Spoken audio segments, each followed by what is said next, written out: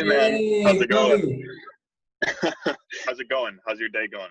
It's going well, man. It's going well over here. How is it going over there in France? Still good? Still good. Yep. Um, Supposedly tonight, unfortunately, there's a presidential um, speech being Okay. done, and supposedly there might be a couple of restrictions put into place. Um, but yeah, I mean, other than that, everything's great here. It's funny though. The president speaks, and then like something happens like that. Yeah, You it's get different, nervous. but. Can you still go Mhm. outside? Also here, by the way, there is a night clock, so you cannot go outside here in Spain from 12 to Yep. 6 anymore at night. Yep, here it's 9 p.m. unfortunately, but 9 p.m.? yeah, No way. 9 p.m. Yeah, No so way. yeah. So whenever you meet with friends, you have to do it, before, and it's quite funny though because it brings a different energy to Paris because everybody's at the cafe drinking wine at like 4 p.m. So it seems like Paris has become a bunch of like Okay. Parisians have become a bunch of alcoholics, but it's like just it's just the time. So That's funny, Bobby, because here in Spain, people always drink wine and beer, right? That's really the culture. yeah, yeah. No, I love Spain and I love France, and it's a different way to embrace life. It's France and Spain are two countries where it's definitely about enjoying life. It's not Right, about optimizing life, right, and I think maybe that's a telling thing. It's maybe optimizing life is optimizing your happiness and right. enjoyment and time spent. You It's know. funny because the first question I get asked here is, "Are you happy?" And the first time I heard it, it's like, Wow, like thanks for saying that, thanks for asking me that." But it's really a question that they ask here is, "Are you happy?" And I think that's the most Hmm. important, right? Absolutely. Yeah. I mean, I think that depending on the city that you're in, especially a city like New York, for example, it's a city where people don't really ask themselves that question. It's kind of like an unwritten thing where it's like, well, you're happy here because you're optimizing your life, you're growing your revenue, you're Yeah. growing your business probably faster than ever because that's, New York. But there is kind of a thing where people start to ask themselves, I think, after a couple of years, like, are you happy in this city? Mhm. And yeah, it's interesting how everywhere around the world, happiness is really relative to the place that you're in. Right. Like a place like Spain, if you're Right. it's a very different type of happiness. I mean, a place like Barcelona, Madrid, the different cities in Spain, like even those cities, It's it is insane. different for happiness. And the same thing that goes with Paris or like the south of France. People in, I don't know, Toulouse, for example, they look at people in Paris and oh, people are so stressed in Paris. And I look at Paris and I'm like, what are you talking about? Paris is like the most laid back big city in the world, where it's like actually not, but No, it's funny. that's really interesting. I think because that's my question to you then, because you're from the States, you're from New York, right? But So I'm originally from Chicago, but right, I call New York my home. Yeah. right. But still, like you were growing up there, and there's a lot of how do you say it, like will to succeed and pressure work wise. But still, I Mm, saw you went to Vietnam and you became an English teacher. So you already yeah. have that passion and that mindset of happiness in you. So can you explain a little bit about like where does it come from? Mhm. Yeah, for sure. So I I grew up in a small town just outside of Chicago, a town called LaGrange, Illinois. And this town, it was, everybody in this town had a job in the city of Chicago. So they go to the city every day, take the train. There's a train that goes through the town. It takes about 30 minutes to go to the city. So it's a great town to live in. It's a wonderful town. But pretty much everybody there was working in the city, except my dad. My dad, he had his own business. He's had his own business for 30 years now, being a photographer. And this is kind of where I learned, like, right off the bat, like, you have to do something that you feel passion for. And, that's a tough thing to Mhm. describe because passion is kind of like love. You can't like make somebody feel what you feel, right? Like it's just how it is. So that's kind of how I learned from an early age. Like I need to do something that I'm passionate about. And when I was at college, I wasn't really passionate about anything other than like growing myself, travel, and video making. Um, and so when it came time to graduate, I was kind of looking for a job while I was also managing a business at the same time. I was making websites. It was just kind of a side hustle. It was a business, but it was more of a side hustle as like I look back on it. So I had a tiny bit of money saved up, and I decided to act as if uh, I remember my mentality was, if I were to retire right now, what would I do? And I thought, well, I want to go travel the world and learn a language. And so that I actually first went to I first went to Colombia for 6 months, lived there, learned a little bit of Spanish, then traveled around South America. And then after that, the money had kind of run dry. And I was like, okay, what should I do now? And I Yeah. thought, well, I still want to travel. Yeah. So then I went to Vietnam and became an English teacher, made Yeah. a little bit of money doing that, and just ultimately embraced the culture of both working there, but also just living there, you know? Yeah. So, That's insane because in order to do that, go away from the States, from your family, and go to a country like that, besides mm, sort of being passionate, it takes a lot of confidence, right? And like, where yeah. did it come from? Where were you like person on college? Really interesting. There was like different, really figuring himself out, like writing down, like what do I like, what do I love doing, what do I want to become, like where did you go through? What was different from your journey, let's say? Because most people are not like that. They're staying with their friends all the time, but you went away yourself alone. mm. Yeah. Honestly, I do ask myself that question a lot because I have a lot of friends that um, they ask me just questions like how did you make the first step? How did you go to Colombia? And like going to Colombia, it wasn't like, oh, I'm gonna go to Colombia and start a YouTube channel. It was, I'm gonna go to Colombia and drain my savings and learn a language that I'm probably not gonna use in my life, but we'll see. Like I'll use it around the world, but like 21-year-old Bobby would like, I don't need to learn Spanish, right? Um, so I would probably say I was really lucky with the parents that I had or that I have. And they really taught me from an early age, like you really need to love what you do.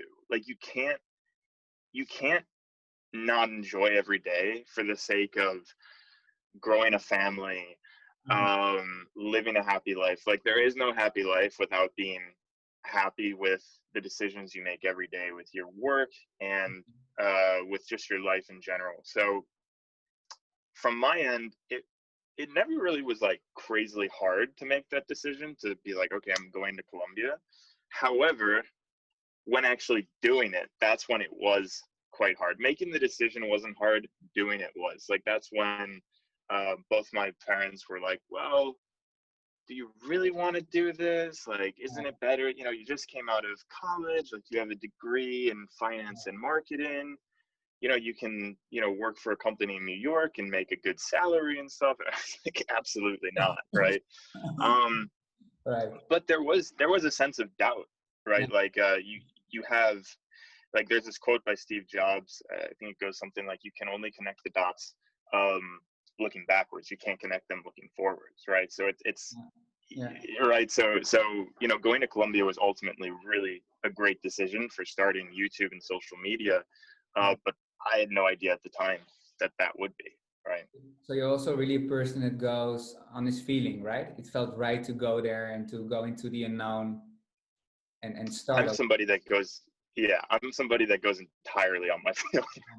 It takes a lot of confidence, man, to just go there, especially to a country like that. And when did you start? When did you decide, okay, I want to become a vlogger? Or wasn't it like that? It was just like uploading a video once? Because you have a lot of videos. And now, of course, in your latest videos is really regarding traveling, food, and expensive countries, non-expensive countries. But you didn't Mhm. start like that, right? No, yeah. So honestly, YouTube started as just kind of something I would do every time I took a small trip, took a weekend to Philadelphia or went to Colombia for a week or went to, I don't know, Europe for a few weeks during spring break or something. I would always make one or two videos.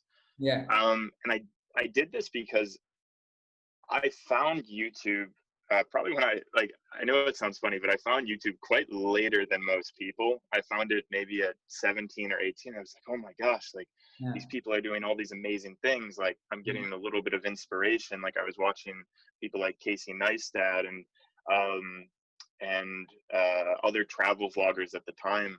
And I just coming from the US is kind of like this bubble, right? It's like it's big enough to justify spending a week in Florida or a week in California and calling that a vacation right. for your entire year. You don't have to go to Brazil or Spain or Vietnam. You don't have to do that, right? Like to feel justified.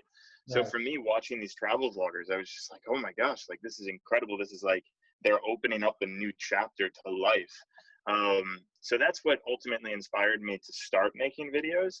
But then there was a very long road to becoming an actual travel vlogger. That's a completely different story. That took many years. Wow, man, because you uploaded just for so many times, so many years videos without getting a lot of exposure for, I think, Mm. for around 3 years, right? Yeah, probably for about like 3 years or so, just for fun, like just for keeping my family in the loop on things, and obviously always wanting the video to get a lot of views and to get a lot of traction, but never really caring about like the small details. Like I know this is something people will find valuable, and I know it's important to me. Like it was mostly just this is a story that I want to tell, this is how I'm going to tell it. And also the video quality, I'd never taken an editing course. I'd never taken a film school course. The only thing that I had at my advantage was just my dad was a photographer and he Okay, knew a little bit about video. right. Um, but like by no means was I like, Yeah. uh, you know, with a camera from day one. Like I got my first camera when I think I was 18, it was yeah. So, It's really cool, man, because every time you put a video up, you really see your passion. And it's not only for traveling, because it's also when you're eating and finding something expensive, or for example, those, how do you say, those food machines in Tokyo. vending machines. Yeah, yeah. You were so Hmm. passionate about it. And the viewers become passionate about the machine, the vending machine, with the hamburgers. So can I describe you as a passionate person? You always see passions, you get passions for other things.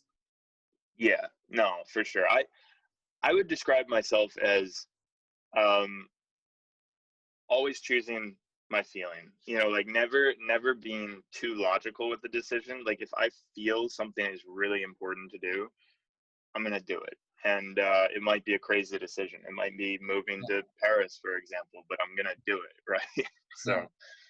yeah. Wow, man. And you did it and you were there.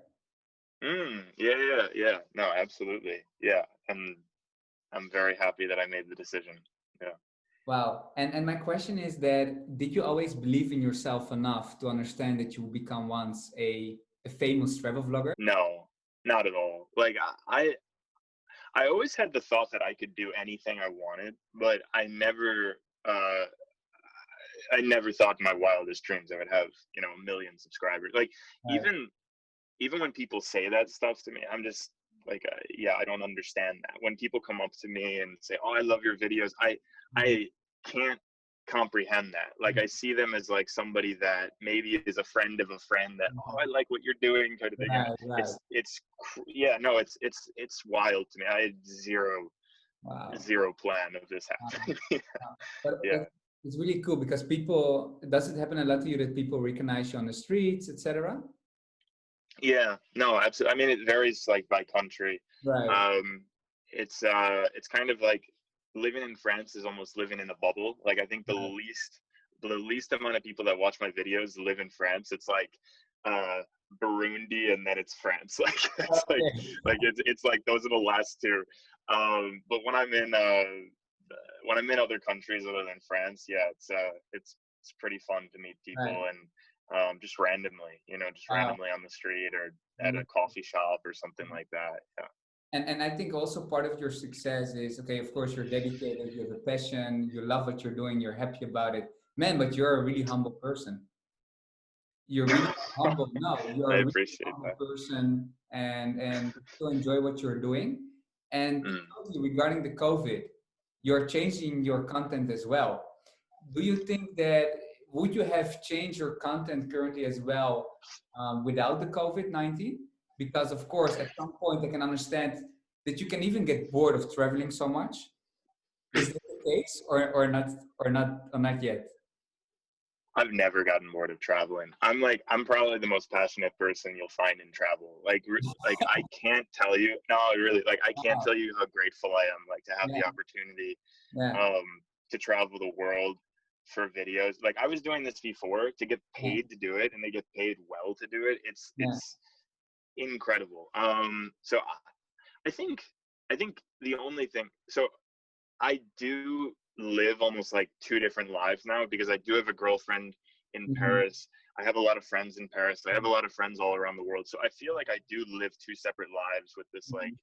travel 1 month, be in Paris or be anywhere else in the world, hanging out with my friends for another. So I do feel as though it is difficult to balance that Yeah, sometimes, but in terms of travel, yeah, absolutely not. Like I would have not changed my content at all if uh, COVID wasn't a thing. Like I was on a type of like hamster wheel almost of travel, yeah. where I was producing the most content I've ever produced before COVID.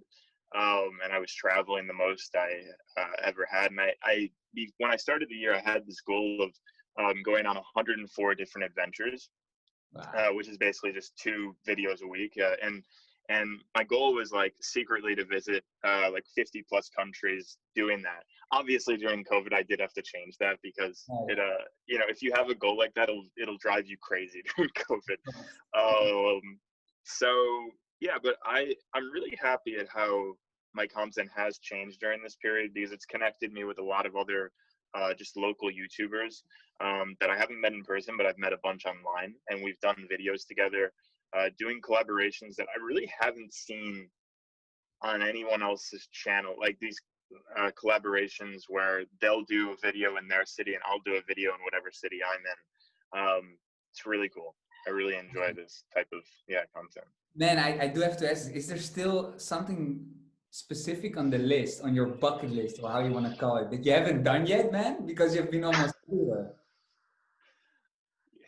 It keeps changing, like that's something where you love travel. It's like, you check one thing off, Yeah. 4 more things come up. Yeah, no, I have thousands of things that I want to still do. The list is never, it can never end. At the top of my bucket list, it's to go to space someday, and to, Oh, wow. yeah, that's like, Both I lucky. almost want to write that on my Instagram and just like have people just see it over and over. Maybe they have a connection. I'm expecting to see a vlog at least, huh, from your Yeah, like I I have a vision where I want to go to, I don't know, the moon, or go to space, and Yeah. have it be like an all expense paid trip or something Oh, like that I from, think you will get it, man. I think you will get it. yeah. And learn the language on space, right? If there is a language. Yeah, exactly. Yeah, that's the ultimate bucket list right there. But yeah, that's my ultimate thing. Yeah. I want to touch a really short a topic that we haven't touched yet, and it's because of your girlfriend as well. Because I can Yeah. expect that if you travel so much, to find a girlfriend with the same mindset and traveling is some of the hardest things you can find. No, for sure. Absolutely. Um, so like I said, I'm somebody that I completely go with my feeling. I think a lot of people, um, they think in the sense of like, this is what I want, and this Yeah, is what I like, this is how I'm gonna get there. For Yeah. me, I had zero intention of meeting a girl and Yeah. meeting my girlfriend when I Yeah. did. Um, but when I did meet her, Hmm. I stayed in Paris. Like, um, and Right. the way Yeah. that I met her was a very specific experience. I was using couch surfing when I met her, and I stayed on her couch, and then we connected, and yeah, No that's way. how that went. Yeah, yeah. So Wow. she has a very similar philosophy. Right. Yeah. So like obviously she misses me when I travel, and I miss her a lot too. But it's definitely an understanding. There's an understanding that a lot of people can't have because maybe they haven't traveled, they haven't Right. felt what the passion is of travel. So Mhm. so yeah, that's how that happened. Awesome, man. That's really cool. And I want to finish it here, Bobby, because thanks a lot for your time. And I also want to make Oh, sure that absolutely. the few people that don't know you yet, they should follow you, especially on YouTube, Living Bobby, Oh. because your content is amazing and your content is always changing as well, right? You're currently changing Hmm. content. Yeah, yeah. I mean, obviously, with COVID, things are very limited in terms of travel. So before the quarantine, the way that I would plan videos would be I would say, okay, I'm going to go to this country, and then I would Mhm. have like 5 video titles. Mhm. I would do those videos, Mhm. and then for the next couple months, I would have content, and I would spend time with my girlfriend and spend time with friends and Mhm. family, and then I would go back out with a list of titles again and shoot those videos. Now it's kind of definitely, I've been spending a lot more time just in terms of building myself and figuring out the type of content that I'm looking to release. It's more so now, I guess you would describe the content more so in advertising the world Okay. and advertising the best opportunities in the world rather than travel vlogs. Okay. But before as well, it was kind of the same thing, but now it's more so relatable to people in quarantine. Like my latest video was um, buying the world's cheapest house, dollar home in Sambuca, Italy. Right. And, that's something that everybody can Wow. relate to Yeah. during this time. It's, money is tight in a lot of places. Right. Uh, how do I buy a house for $1? Not a So, two-star house this time, right? yeah, exactly. Exactly. Yeah. So Right. it's it's a really cool opportunity. Yeah. No, man, it's really cool. I think the content you're sharing is really valuable for a lot of people. But also during Mhm. those times, people need to have some distraction. And watching your vlogs, and especially travel vlogs now as well, is just a pleasure to watch it and get your mindset out there. And I think for a lot of people, you are an example, and you also show that you don't need a lot in order to travel. Because I think that a lot of people can use the time alone, right? Get to know Mhm. themselves and go on a budget. Go do what you want to do. And I think COVID is Absolutely. also an opportunity to think about, okay, what do I want? And age is not a limitation for that.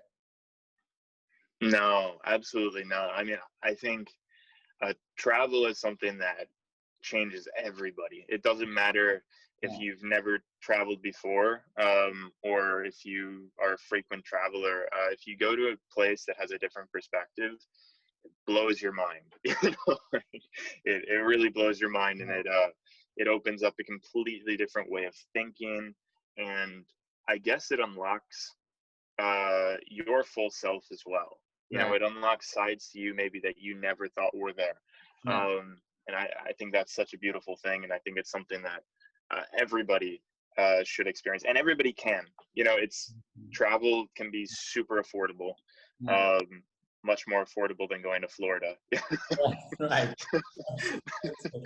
I just wanted to go to the States, but my plans changed, I think. Uh, yeah, well, it's the U.S. is an amazing place to go travel to. To be Oh, honest, yeah, like my next trip that I want to take is just a road trip all throughout the U.S. to Texas and to New Mexico. New Mexico and California, and all these different places. So I'd love to visit the States as well. Awesome, man. You make me excited already. Like, I'm curious on how long you're staying in France. And yeah, man, thanks a lot for this interview. A lot. You got it. Yeah. No, thanks for having me on.